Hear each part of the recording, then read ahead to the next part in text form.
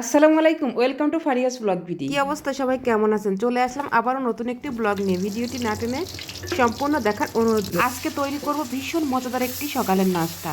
একে একে সব বাটা মশলাগুলো দিয়ে দিব। আদা বাটা, রসুন বাটা, জিরা বাটা, পেঁয়াজ বাটা, তেজপাতা, এলাচ, জিরা, গোটা জিরা, লবঙ্গ, দারচিনি সবকিছু তেলের উপর দিয়ে একটু নেড়ে চেড়ে নিয়ে তারপরে একটু দিয়ে দিব টমেটো কুচি। টমেটো কুচিগুলোও ভালো করে নেড়ে চেড়ে নিব। আর শীতকালীন এই সবজি দিয়ে খুব মজা লাগে, বিশেষ করে আলুর তরকারি আমার খুবই ভালো লাগে। শীতকালের সব তরকারি ভালো লাগে। একে একে সব গুঁড়া মশলা দিয়ে দিব, দিয়ে ভালো করে নেড়ে চেড়ে নিব। মরিচ গুঁড়া দিয়ে দিব। আর আমি আলুগুলো আগের থেকে সিদ্ধ করে সিলে পরিষ্কার করে রেখেছিলাম। আর কষানোর পর একটু পানি দিয়ে দিব। দিয়ে এই ঝোলের মধ্যে ঝোলটা টকবগিয়ে উঠলেই আমি দিয়ে দিব সিদ্ধ করে রাখা আলুগুলো একটু হাতের সাহায্যে চটকে নিব। আর দিয়ে দিব আগে থেকে সিদ্ধ করে রাখা মটরশুঁটি। আপনারা আলুটা তেলের ওপর কষিয়েও নিতে পারেন, ভালো করে কষিয়ে মটরশুঁটি দিয়ে কষিয়ে তারপরে পানি দিতে পারেন। আমি বলকে দিয়ে দিয়েছি। আর একটু এর মধ্যে দিয়ে দিব বাগারটা দিলে খুব সুন্দর ফ্লেভার আসে। আর দিয়ে দিব একটু গরম মশলা গুঁড়া। সেই হয়েছিল খেতে।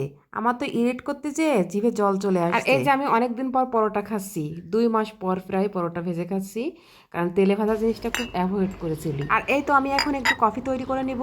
আর শীতের সকালে কিন্তু গরম গরম চা, কফির সঙ্গে রুটি বা পরোটা খেতে খুব মজা লাগে। আমার তো আর কিচ্ছু লাগে না, যদি 1 কাপ গরম গরম চা থাকে বা কফি থাকে। একটু রুটি বা পরোটা ভিজাইয়ে নিব, মুখের মধ্যে দিলে অমৃত। আর এই তো দুপুরের রান্না ছিল আমার খিচুড়ি, ল্যাটকা খিচুড়ি, আর গরুর মাংস রান্না আছে। কফি ভেজে রেখেছিলাম, মিষ্টি কুমড়া, তারপরে ছোটো ছোটো আলু ভেজে রেখেছিলাম। এবার দিয়ে দিব।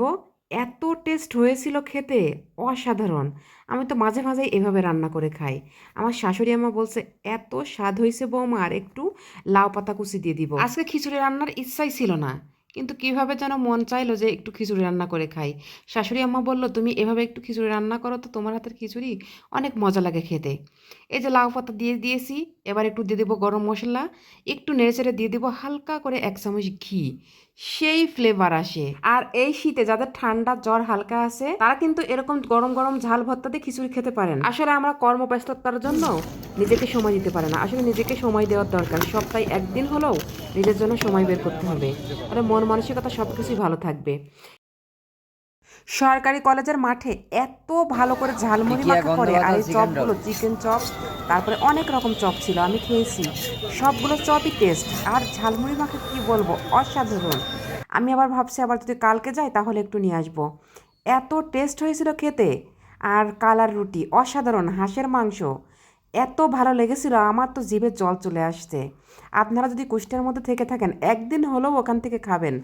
অসাধারণ। আর ওই ভাইয়ার হাঁস রান্না মনে হচ্ছিল যে আমি হাঁড়ি ধরে তুলে নিয়ে আসি বাসায়। আর এই তো রাতে এসে একটু পিঠা বানাবো। শাশুড়ি আম্মা বলল একটু ভিজানো পিঠা বানাও, কারণ আমার আম্মা চলে যাবে, আমার ভাইয়ের মেয়ে আসতে চলে যাবে।